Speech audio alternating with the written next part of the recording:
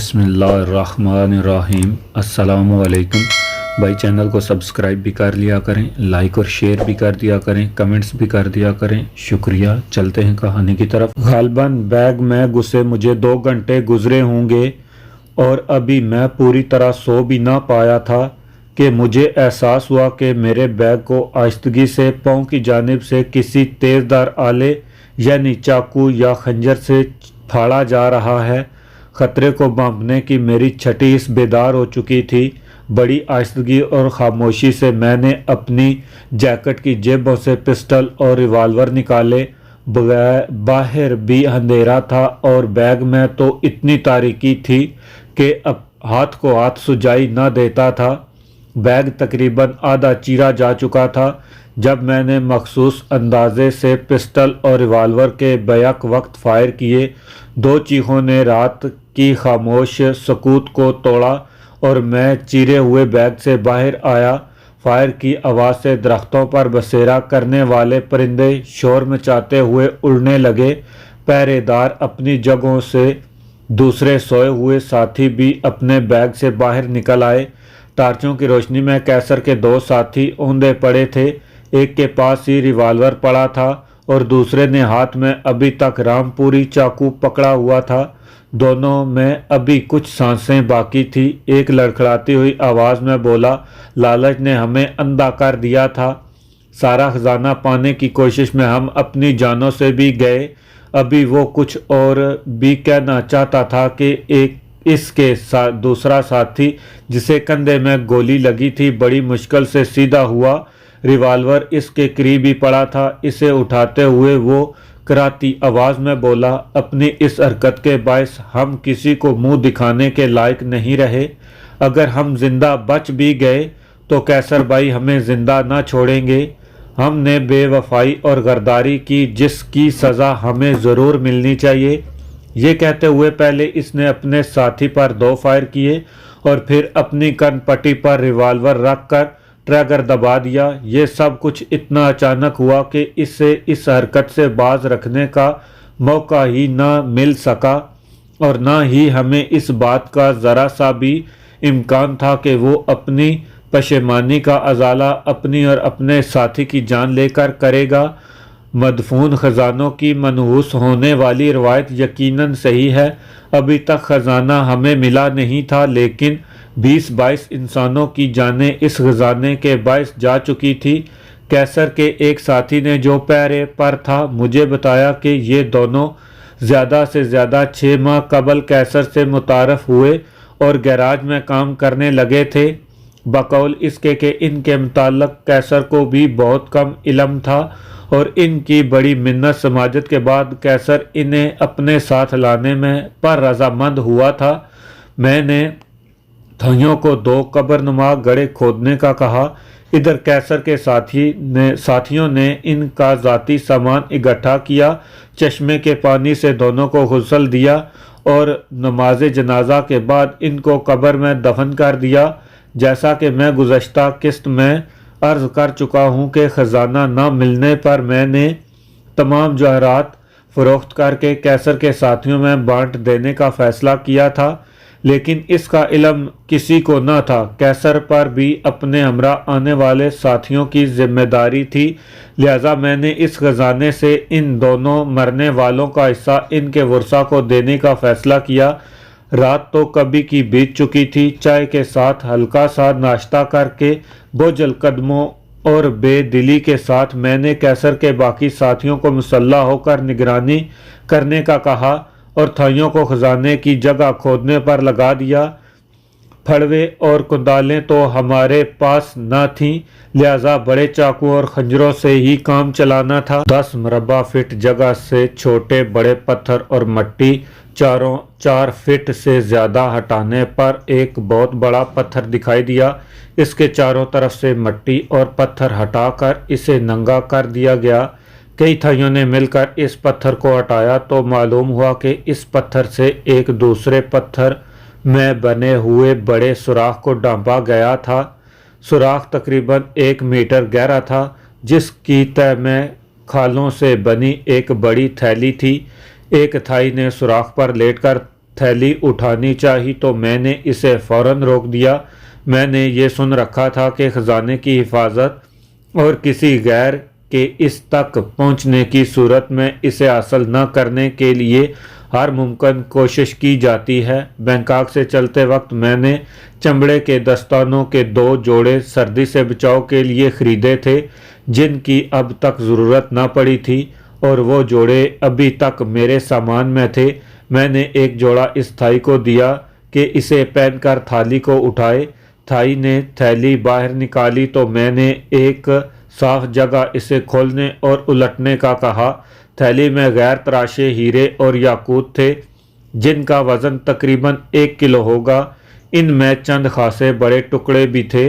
इनकी कीमत का अंदाज़ा इस बात से लगा लें कि वापसी पर बैंकॉक में इन्हें फ़रोख्त करके हमें 70 की दिहाई में $66 लाख मिले, जिसमें से 14 लाख थाइयों को देकर बाकी सब रकम कैसर और इसके जिंदा और मरे हुए साथियों कल्पना और बराबर के हिस्सों में $4.25 लाख फी हिस्सा आई। थैली उठाने वाले थाई के दस्तानों को हमने एक खंजर से काटकर इसके हाथों से इलादा किया। मखसूस अपने शक और तजर्बे की खातर वो थैली और दस्ताने मैंने चाकू से काटकर एक जंगली गुलायरी पर फेंके। थैली लगते ही गुलायरी वहीं मर गई।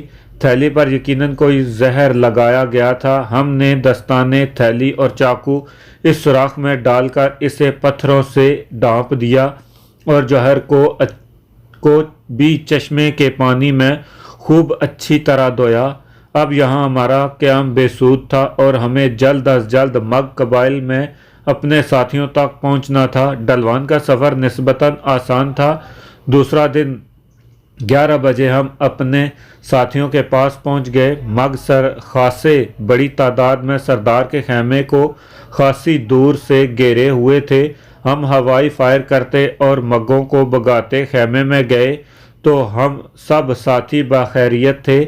हमने इन्हें अपनी कामयाबी से वापसी का मुआवजा सुनाया।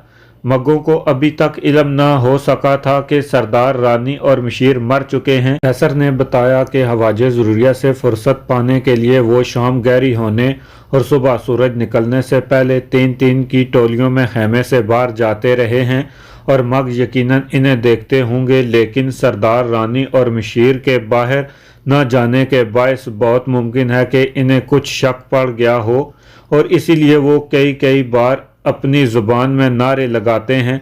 कैसर ने एक बात और बताई कि गोलियां तकरीबन ख़त्म हो चुकी हैं और अब दस्ती बम ही बाकी रह गए हैं। मेरे पास और मेरे हमरा जाने वाले साथियों के पास भी मखसूस 20-22 गोलियां बाकी रह गई थीं।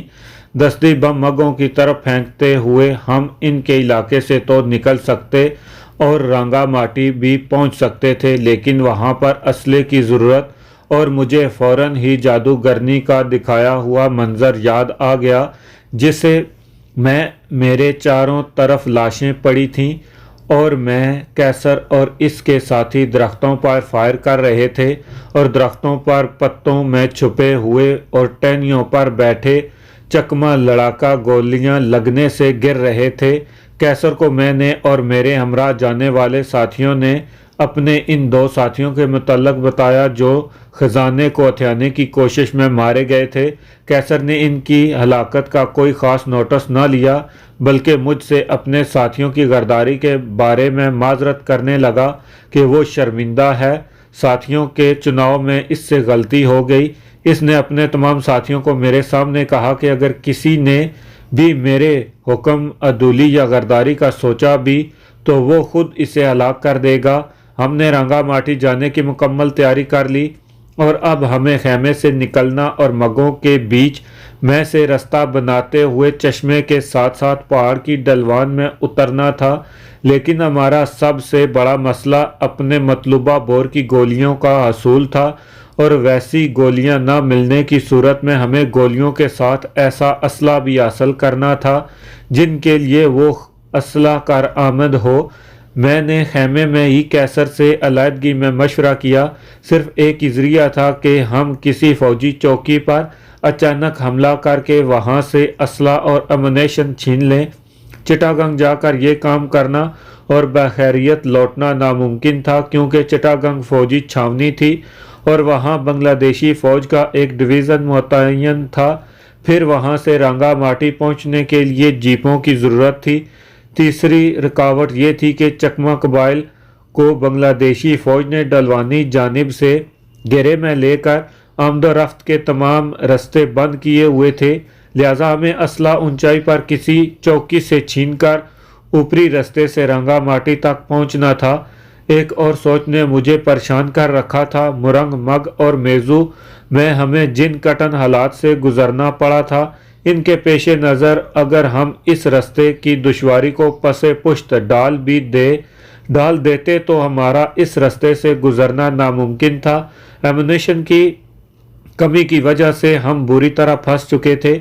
जब कोई सूरत भी दिखाई न दी तो मैंने बांग्लादेश के नक्शे निकाले और चिटागंग के पहाड़ी इलाके का तफसीली जायज़ा लेते हुए मग कबाइल के महल वकू का तयन किया।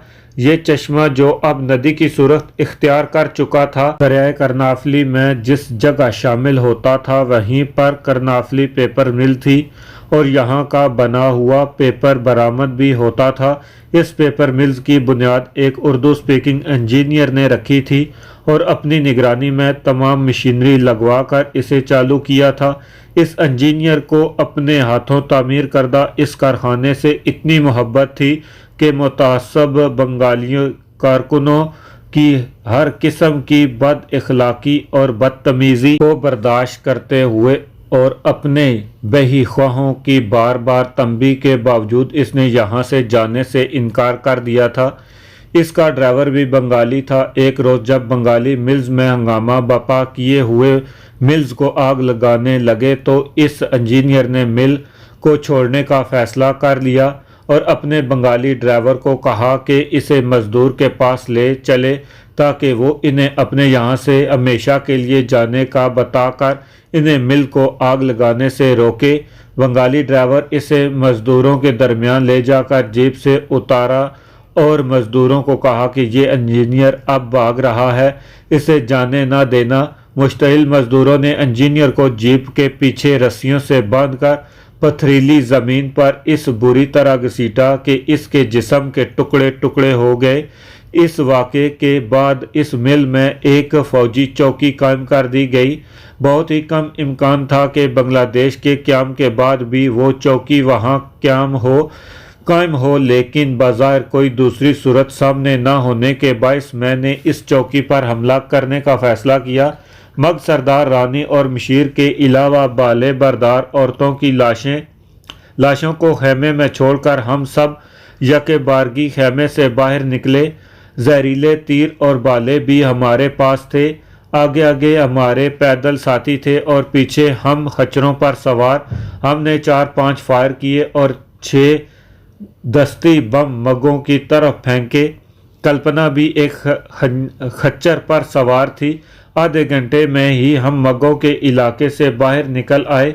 दस्ती बमों ने गोलियों से ज़्यादा असर दिखाया। पहाड़ी इलाके और पत्थरों के बायस सिर्फ चंद मग ज़ख्मी हुए होंगे और हमें जाते हुए देखते रहे। अभी हम मगों के बीच में से ही गुजर रहे थे कि सरदार के खेमे में एक धमाका हुआ और खेमा टुकड़े होकर नीचे आन पड़ा।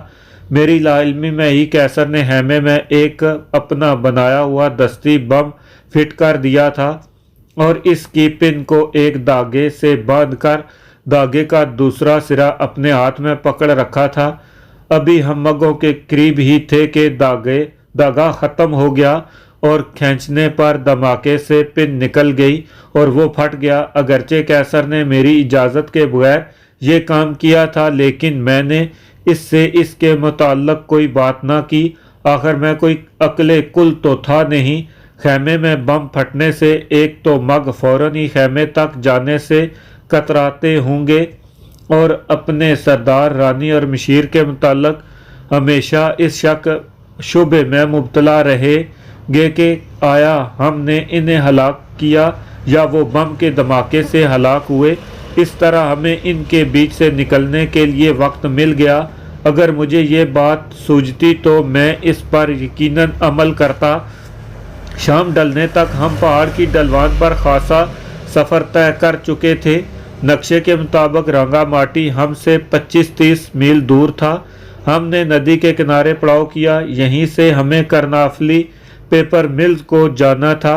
मैंने कैसर और अपने नंबर 2 के मशवरे से ये फ़ैसला किया कि हम अपने काफ़िले को 2 हिस्सों में तकसीम कर लें। मैं, कैसर और मेरा नंबर 2 अपने एक साथी के अमरा मिल्स की तरफ जाएं, जबकि बाकी काफ़िला रंगामाटी जाए और गांव के बाहर पड़ाव करे, ताकि हम अपने मिशन से लौटकर इनसे वापस आन मिलेंगे। अगर रंगामाटी वाले काफ़िले से पड़ाव के दौरान कोई इनकी आमद की वजह पूछे तो ये बताएं कि राजा त्रिदेव राय के खतूत और पैगाम लेकर काफ़िले का दूसरा हिस्सा एक आधा दिन में इनसे आन मिलेगा। कैसर ने अपने एक मुतमईद साथी को इस काफ़िले की सरदारी सौंपी और इसे कहा कि वो और इसके साथी थाइयों पर निगाह रखें, इनकी हरकत नोट करें और अगर कोई भागने की कोशिश करे तो बिला झिझक इसे गोली मार दें। वैसे मुझे यकीन था कि ऐसी नौबत नहीं आएगी, क्योंकि अपने तयशुदा मंजिल पर पहुंचने के इंतहाई करीब होकर कोई भी ऐसी हरकत नहीं कर सकता। मुझे ख़तरा सिर्फ हमीद से था। जब से शम्स की पिटाई और मौत वाक़या हुई थी, हमीद हमसे कुछ खिंचा सा था। मैंने कुछ देर सोचने के बाद हमीद को बुलाया और इसे कहा कि मेरे दिए हुए डॉलर्स मुझे आर्जी तौर पर वापस कर दे।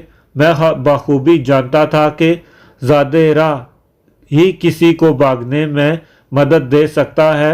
मग और मुरंग कबीले के खौफ से वो ना तो पीछे पलट सकता था और पैसे के बगैर बांग्लादेश से बिना पासपोर्ट के गुजरना कम अज़ कम इसके लिए नामुमकिन था।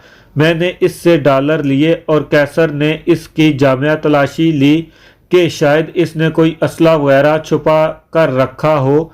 इसके पास कुछ भी न था। मैंने खच्चर उनके मालकान से मुंह मांगे दामों खरीद कर इन्हें वापस भेज दिया। बकाया काफ़िले से अलविदा होकर हम पांचों पेपर मिल की तरफ रवाना हो गए। यहाँ सर्दी भी कम थी और कहीं कहीं आबादी के आसार भी दिखाई देते थे। हमने 2 रोज़ के ज़रूरत के टिन फूड हमरा लिया था और रिवाल्वर और पिस्टल की जितनी गोलियां भी काफ़िले में मौजूद थीं वो भी ले ली थीं। कैसर और मेरा नंबर 2 हैरान थे कि मंजिल के इतने करीब पहुंचकर भी मुझे असले की ज़रूरत क्यों महसूस हो रही है। 1-2 बार उन्होंने पूछा भी, लेकिन मैंने ये कहकर इन्हें टाल दिया कि चकमा कबाइल के पास तो फायर आर्म है नहीं और वापसी के सफ़र के दौरान चकमा की रानी और बेटे के अमरा होने के बायस अगर हमें ज़रूरत पड़ी तो हम असला और गोलियां कहां से हासिल करेंगे। इसलिए रंगामाटी जाने से पहले ही हमारा पूरी तरह से मुसल्ला होना ज़रूरी है। जबकि असल वजह जादूगरनी का दिखाया हुआ वो मंज़र था जिसे मैं एक लम्हे के लिए भी फरामोश न कर सका।